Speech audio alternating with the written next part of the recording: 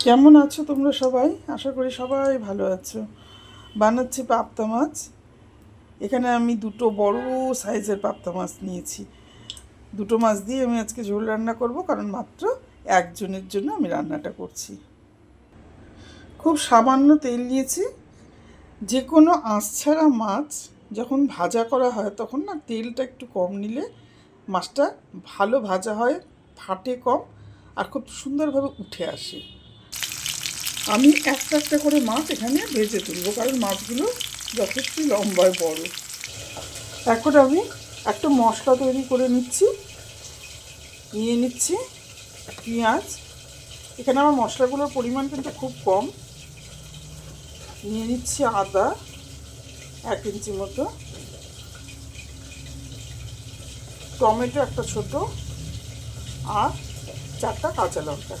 আমি একসাথেই সবগুলো পেস্ট করে নেব। মাছ ভেজে তুলে নিয়েছি। এবার তেলের মধ্যে কোনো রকম কিন্তু সোমবার আমি দেব না, শুধু দিয়ে দেব সামান্য 1/4 চামচ মতো চিনি।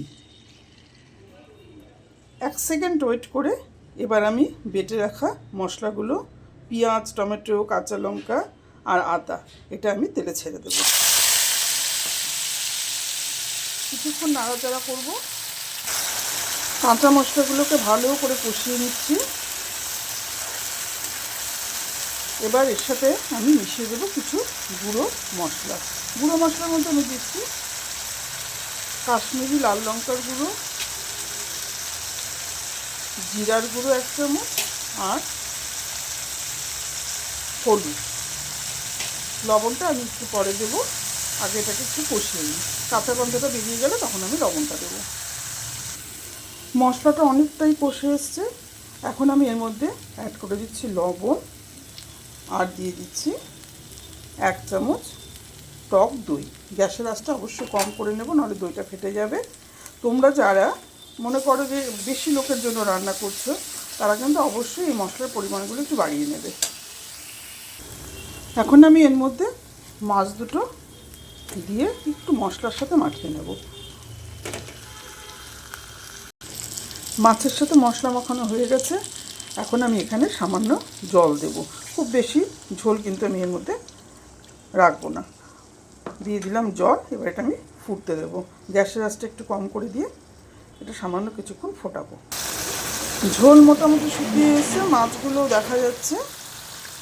এবার আমি দিয়ে দিচ্ছি কয়েকটা গোটা কাঁচা লঙ্কা এর মধ্যে, আর দিয়ে দিচ্ছি একটু ধনে পাতা কুচি উপর থেকে ছড়িয়ে দিচ্ছি। এবার গ্যাসের আঁচটা কম করে 2 থেকে 3 সেকেন্ড এটা হতে দেবো। এখন আমি গ্যাসের আঁচটা বন্ধ করে দিচ্ছি। 1 থেকে 2 সেকেন্ড এটা আমি স্ট্যান্ডিং টাইমে রেখে একটা পাত্রে ঢেলে নেব। নামিয়ে নিলাম। তৈরি হয়ে গেল আমার তেল পাবদা। বন্ধুরা, তোমরা যারা যারা আমার চ্যানেল সাবস্ক্রাইব করেছো প্রত্যেককে অসংখ্য ধন্যবাদ। যারা করোনি তাদেরকে অনুরোধ করছি আমার চ্যানেলটা সাবস্ক্রাইব করে নিও। রান্নাগুলো বাড়িতে একটু ট্রাই করে দেখো।